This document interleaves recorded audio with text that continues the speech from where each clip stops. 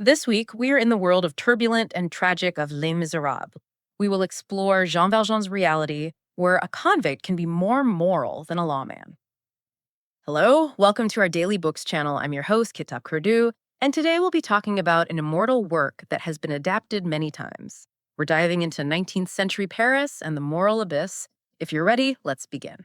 And joining me to navigate this massive landscape of justice and mercy is the critic, our expert guide into the philosophical depths of Hugo's source material. Welcome. Thank you. It's great to be here. Diving into the Les Misérables, Yeah. it really is like diving into the core human condition, isn't it? The sources we're looking at, the novel itself, and the critical takes on it. And they make it clear this isn't just history.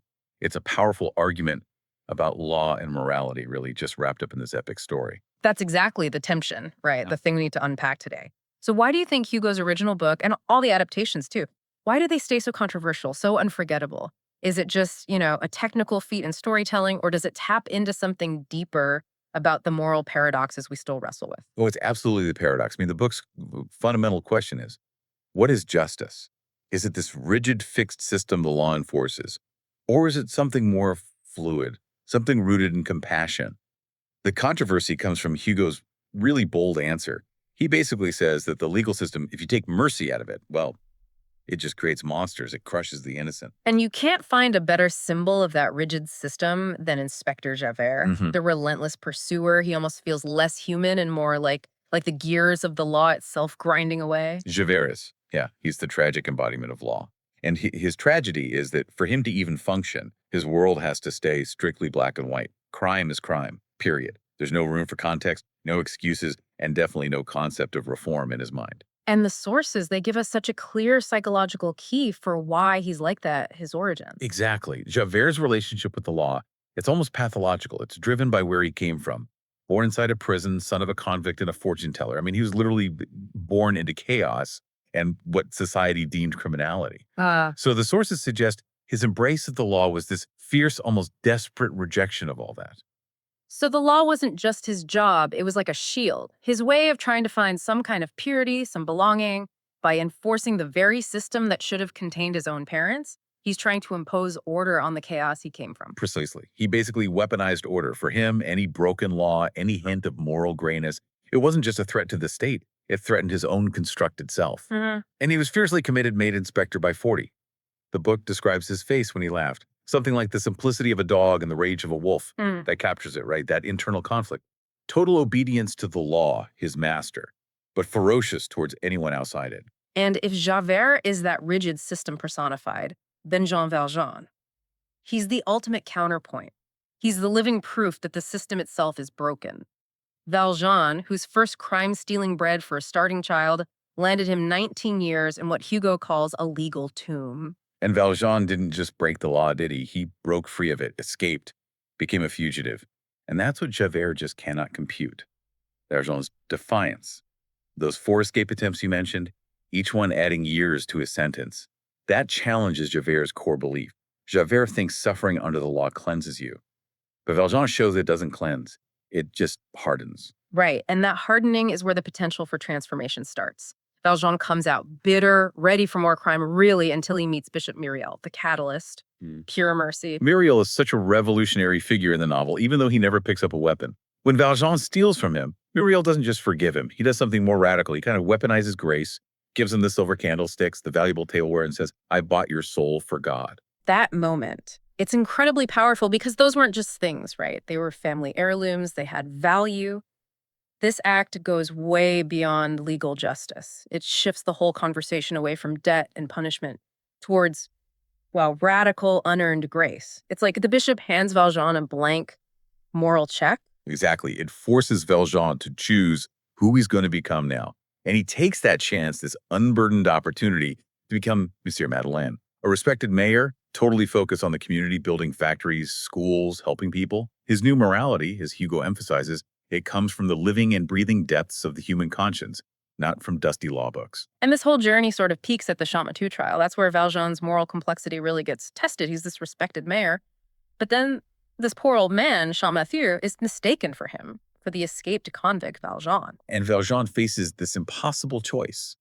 Keep the good life he's built through virtue, or throw it all away to save this innocent stranger, knowing it means going back to the galleys. His decision to reveal himself, that's the ultimate act of self-sacrifice for true justice. And it just completely baffles Javert, who's right there watching. Javert sees Mens Madeleine, this pillar of society, basically collapse and become the convict Valjean again right before his eyes. He just can't square it. He not understand why someone with so much honor would just toss it aside for someone else. Pursuing this idea of justice that exists outside the law books, he must think Valjean's mad. He has to. Because if Valjean isn't mad, if he's acting out of some higher moral code, then Javert's entire universe, his whole belief system, is basically a fraud. Right. For Javert, the respectable M. Madeleine and the convicts Valjean simply cannot be the same person. But Valjean proves they are, and that virtue is earned by choice, not just by following rules. Okay, let's pause here for a second and turn this outward. We've been digging into the psychology here. So, what do you think, dear listeners? How well does Javert's interpretation of this pathological adherence to law fit your vision of Javert? Does his background excuse his rigidity, maybe? Or does it just explain it? Let us know what you think in the comments. Stepping back a bit, this constant turning of things upside down, the lawman being morally lost and the convict being the saint, that's Hugo's big social critique, isn't it? I totally agree. That controversial aspect, the sheer weight of misery, and the stark reversal of good and evil. It feels like a really clever way to capture the spirit of the 19th century's social criticism. Hugo is basically shouting that the system is designed to crush the poor and protect the powerful. But, and this is where some adaptation critiques come in, while that moral paradox is absolutely gripping, sometimes in films or stage versions that focus on the chase, the black and white conflict, it can maybe flatten things a bit. It can detract from the original novel's really tense, melancholic, philosophical atmosphere. The characters sometimes risk becoming just symbols, mercy versus law, instead of complex humans fighting their fates. That's a fair point, though. The novel does ground those big ideas in very real people, like Bishop Muriel, his whole philosophy. You know, that there are no bad weeds or bad men, only bad farmers, meaning bad education, bad systems. It's pure social reform thinking. Absolutely. And that idea is fundamental to the book's philosophical weight. If you look at Valjean's journey, especially after Muriel, it's almost a textbook case of existentialism. Suddenly, he's free from his past, or at least the definition of it, and he has to make these radical, moment-by-moment moral choices that actually create his virtue. He's making his own meaning, totally separate from the state or even formal religion. So, if the law is this cage, existentialism is like choosing to walk out and build your own moral house, brick by brick. Exactly. And then you contrast that with characters like the Thénardier, those awful parasitic innkeepers. Their whole existence, it's driven by greed, desperation, this belief that life is just meaningless suffering. That's pure nihilism. Their world is just endless misery, and their only response is to exploit everyone around them. Hugo shows us both extremes, these different ways people cope, or don't cope, with suffering. Okay, so the stage is perfectly set now for the ultimate collision course, where all these philosophies and moral frameworks just have to crash into each other. Which brings us to the climax at the barricades during the 1832 Paris uprising. This is the ultimate test, isn't it? Javert gets caught spying by the rebels, and who do they hand him over to for execution? Jean Valjean. So Valjean is literally holding the life of the man who hunted him for decades. The law is useless here. Valjean has total power over Javert. This is it. The moment Valjean could get final revenge, final freedom, legally and emotionally, just pull the trigger. But instead, he performs his most profound moral act yet. He lets Javert go. He gives Javert the same kind of unearned radical grace that he received from the bishop. This act, Valjean releasing Javert at the barricades, it's Valjean's absolute peak. It proves his conscience works on the level the state's justice system can't even touch. And this act it destroys Javert. It's not a physical threat, it's an existential one. It breaks him. Completely. His whole ordered black and white world is shattered. He simply cannot process the fact that a criminal, by his definition, could possess a higher, purer morality than the entire system of justice he worshipped his whole life. The very foundation of his identity, his unwavering belief that the law is the ultimate good, it just crumbles into moral ambiguity. He's lost. He suddenly sees the law isn't enough, isn't ultimate, but he has absolutely nothing else to hold on to, no other anchor for his life. And that new reality, this world where a convict can be truly good and the law can be profoundly unjust, it's unbearable for him. He can't adapt. He can't live in that gray area. So Javert commits suicide, drowns himself in the Seine, choosing oblivion. It's a tragic reflection of the nihilistic despair, that mercy, that grace, accidentally introduced into his rigidly structured universe. He died because he was shown grace, not because he was punished. which leaves us with this profound ending, forcing us to really think. Does Valjean releasing Javert at the barricades, that central symbol, does it just mean simple forgiveness? Or does it represent something much deeper, a universal kind of redemption?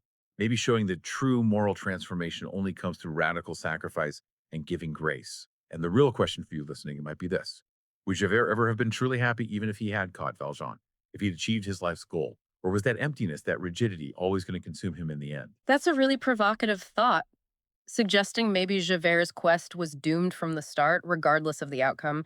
Les Miserables lasts, I think, because it keeps challenging our basic, often comfortable ideas about what justice really is and what mercy truly demands of us.